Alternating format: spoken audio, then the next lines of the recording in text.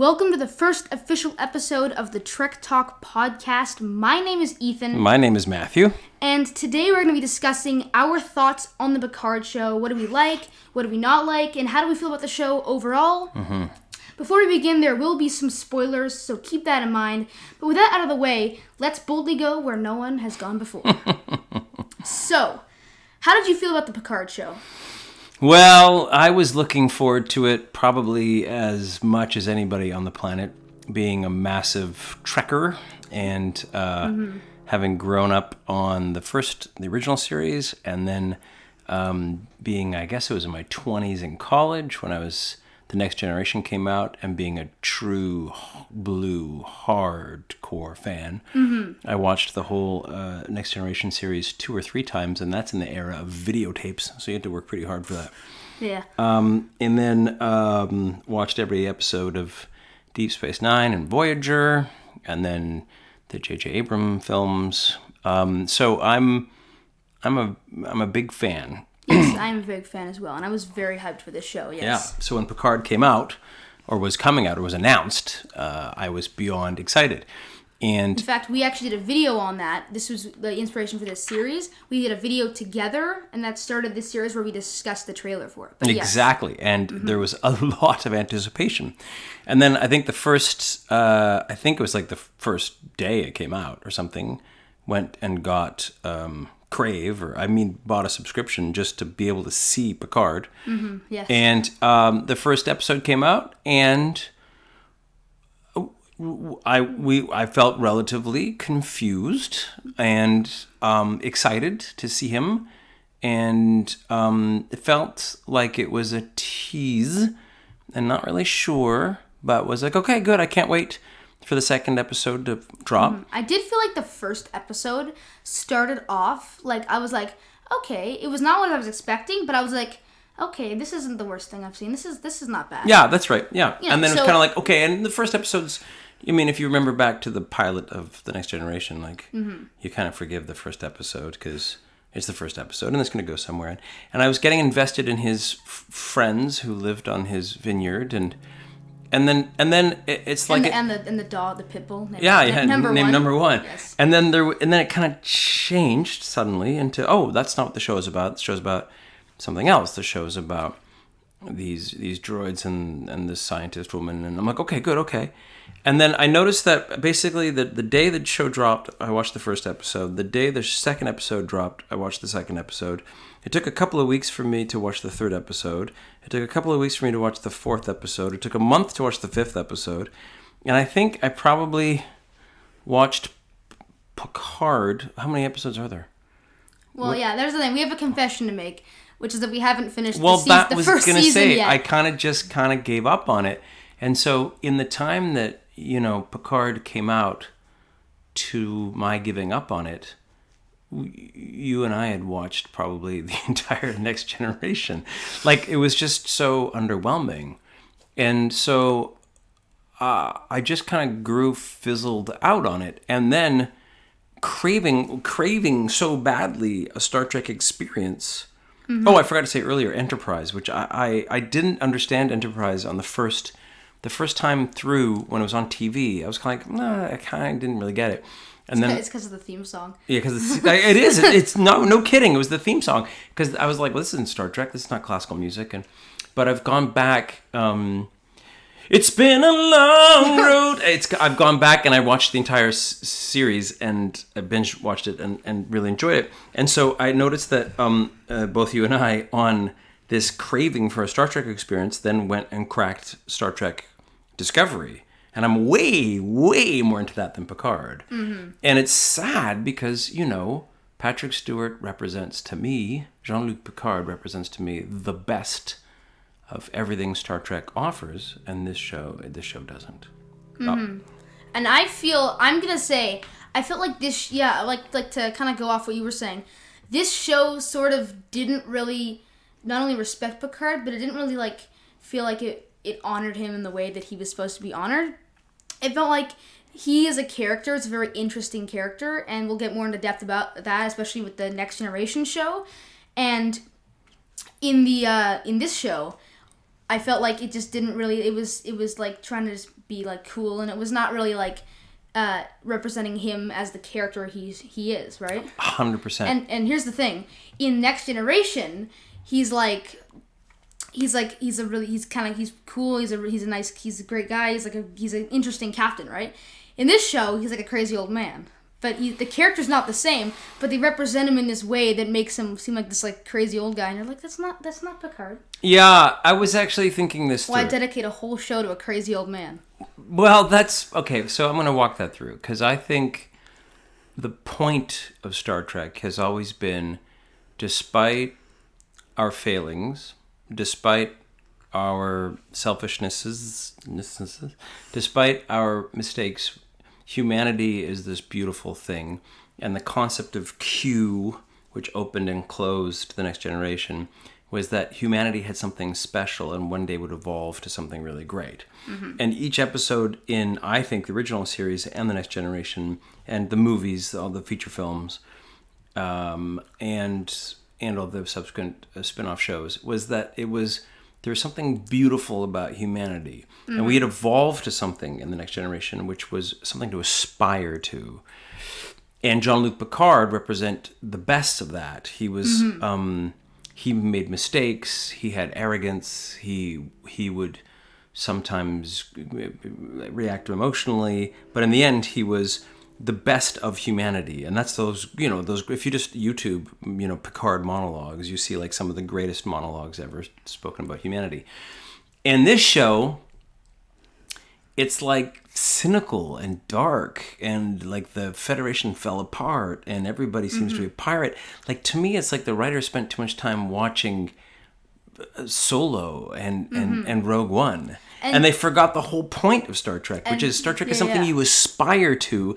Whereas, so maybe I'm missing the point. Maybe the point, here's what I was thinking about. Maybe the point of the show is he is a crazy old man because his utopian idealism isn't real in the jaded, cynical world that he now lives in. But to me, I'm like, God, man, that's like Ready Player One, or what's the one that I never watched the movies. The one with the girl with the bow and arrow, and those movies. They're famous movies. She's like whatever, and it's just like these dystopian kind of, because we live in a pretty jaded, cynical time in the world. And like, we don't need more, the world sucks. What we need more of, this is where we could be. Like, the world in The Next Generation was, they were vegetarians, they were peaceful, they were on discovery, not war. They were about inclusion, they were about acceptance of cultures. And the thing is, I noticed is about this show, which is like, I entirely agree with you, is that it feels like, and this just doesn't really, like, makes no sense. It's like the world is like, it's the world. Then it improves to, like, this era in Star Trek The Next Generation. And then, like, 10, 20 years later, everything just gets worse again. Yeah, it feels sort of like, kind of like the worst, like, well, not the worst, but, like, it feels sort of like either, like sort of like a continuity error, or it feels like it just makes no sense. And there's no, like, explanation either. And then either that, or it feels like the writers never even, like, watched Next Generation. They were just told about it. But the people who told them forgot to mention the part that Earth is, like, a good place now, and so they, like, forgot, and then the writers messed up the whole show. Yeah. Yeah, and again, I Hunger Games. That's what I was trying to remember before. All right, there you go. I'm all over movies that are dystopian, show a dark point of view, reflect back, like, the mistakes we're making. Exactly. That's great. But the point of Star Trek, even like the J.J. Abrams Star Trek, is like the best that humanity can do if we just bond together and erase gender, and we erase sexual preference and race and language, and we just bond together and we live out the best we can possibly be. And I'm like, we need that right now. So I find Picard disappointing because philosophically it's so dark. Mm-hmm. The next thing I want to talk about is I also, it's like, I'm a pretty smart guy, as you know, because I'm your dad. I'm an actor, and I read a lot of scripts, and I don't think I can't follow the story. I go, okay, so Data was blown up by this guy who was building androids, and the androids got too strong, and there was a revolution, and the androids killed the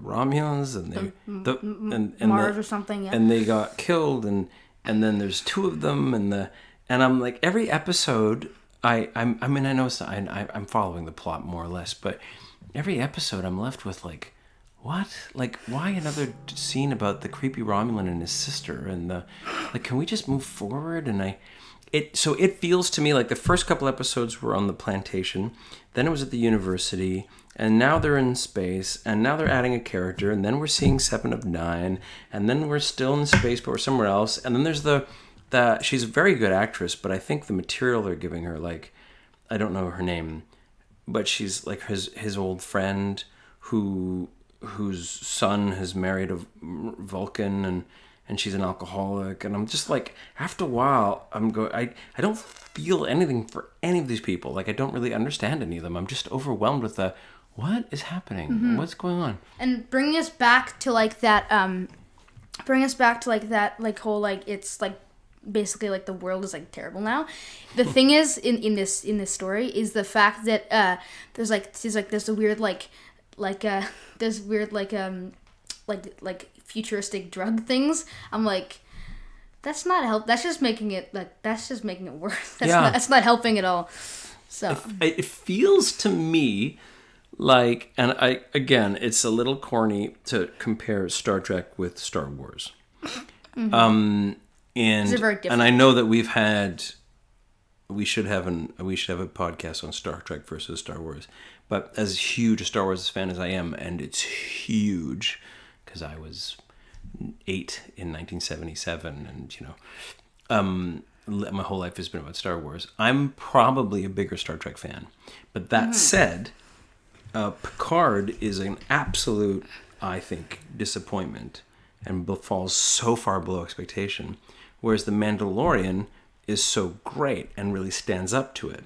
And I think the difference is, in The Mandalorian, every second you watch it, you go, I'm not sure what's happening, but I know that the makers do. I know the creators have a vision, and they're bringing me somewhere. So you sit back and you feel safe watching it.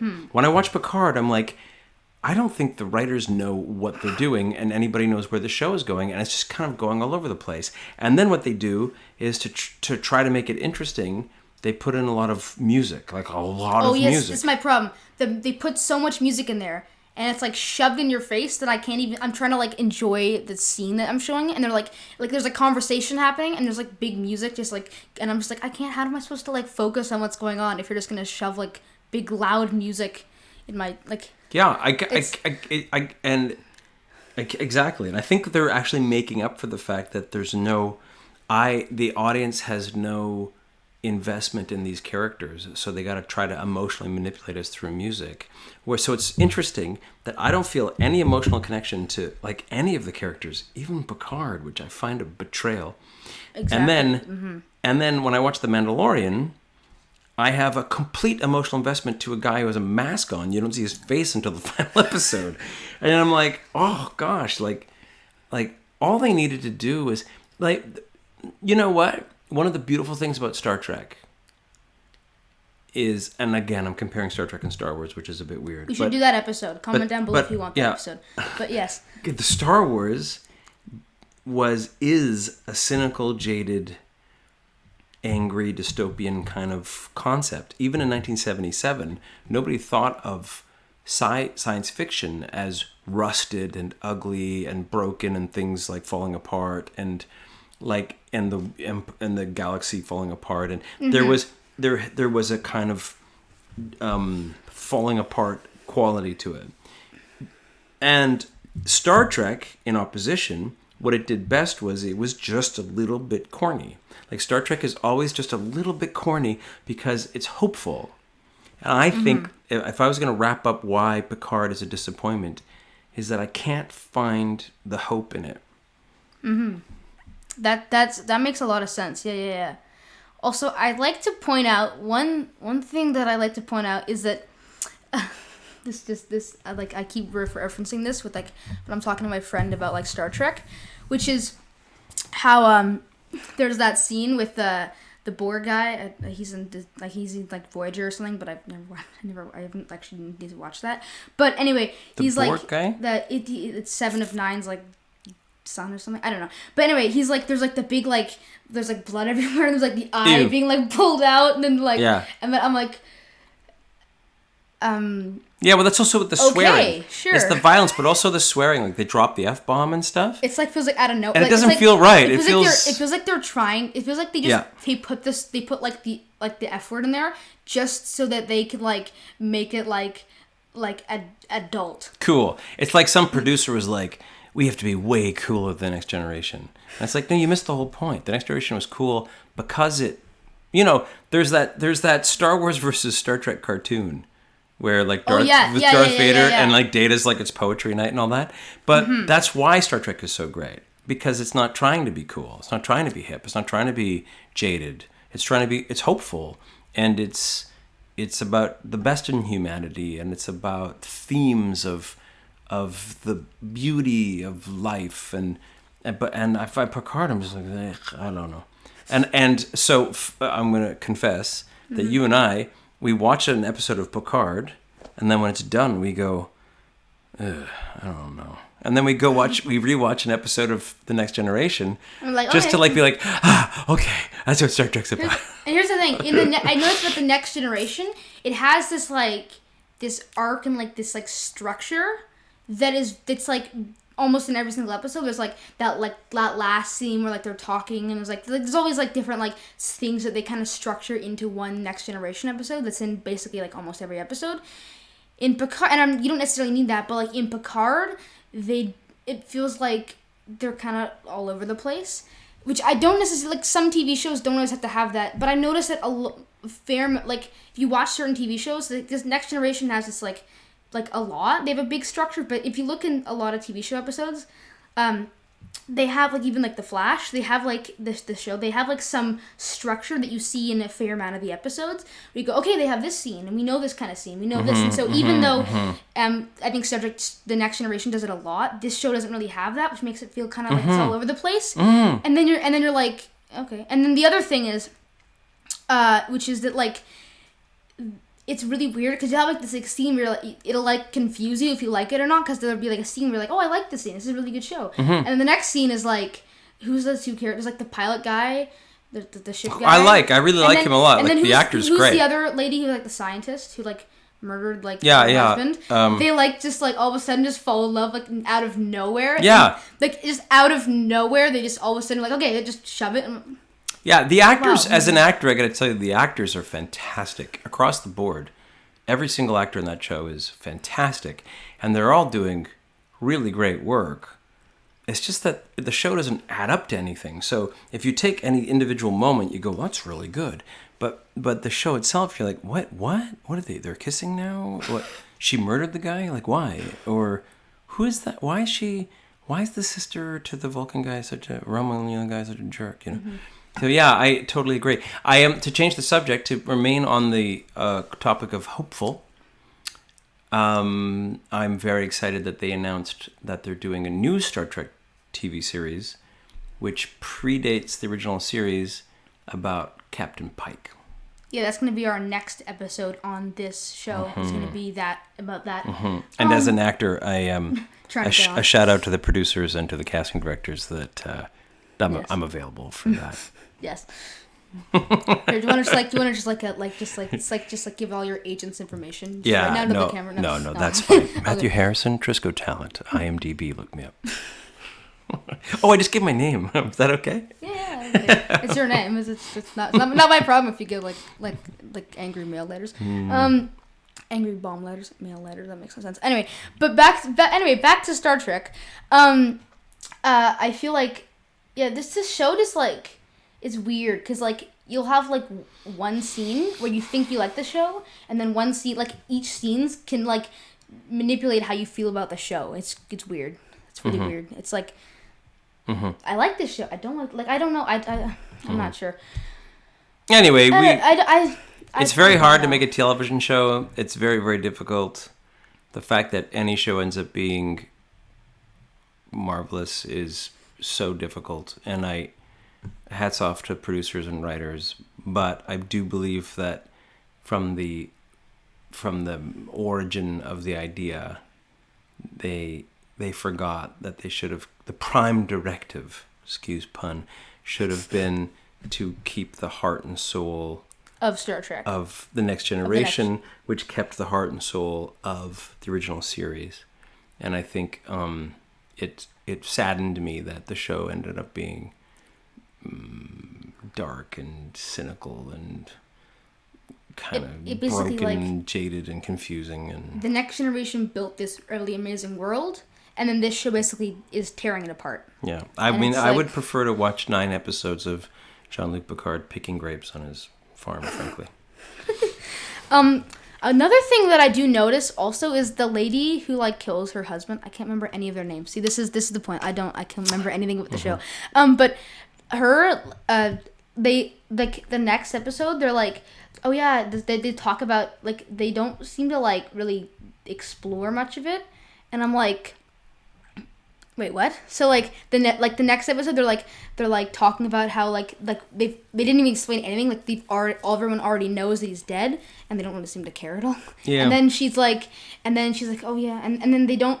I feel like, I mean, I don't know if the next episode is gonna explore it, because we saw the beginning of the next episode, and I think they might be exploring more. But I'm like, I feel like you should have maybe you should have shown. Maybe the characters could care more that someone just got murdered and you don't seem to be concerned at all. But I think it's best when writers, as a writer and actor, I gotta say, it's best when you set up one simple premise and then we sit with the characters and we become invested in the characters, and then when they go through something, we go through with them. Whereas this show felt like it's 7 different premises and it's all disjointed, and so when these big things happen, we don't really care, and that's the problem. I was like, when I saw her kill him, I was like, oh geez, this is me interesting. And then the next episode, they're like, oh yeah, this guy died, and we're just gonna talk about it in a so inhumane way, and then just never explore it again until maybe a couple episodes later, if they actually end up doing that, because we haven't finished the series yet. Anyway, we will finish it, and then on to finish Discovery, and then there's new episodes of Discovery coming, and then we'll get Captain Pike. Yes, I wonder if are they making a second season of this show? Picard? Yeah, of Picard. I don't know. I mean, okay, here's the moral. Basically, here's the moral of this whole conversation. Producers, if you're making a second season, make it good. There you go. Solved. But yeah. Okay. Anyway, thank you guys so much for watching. Please be sure to subscribe and hit the bell icon to get notifications. If you did enjoy this video, leave a like. And check out our new podcast as the first episode. So hopefully we have some new podcast episodes coming soon. But besides that, we will see you all very soon. Bye.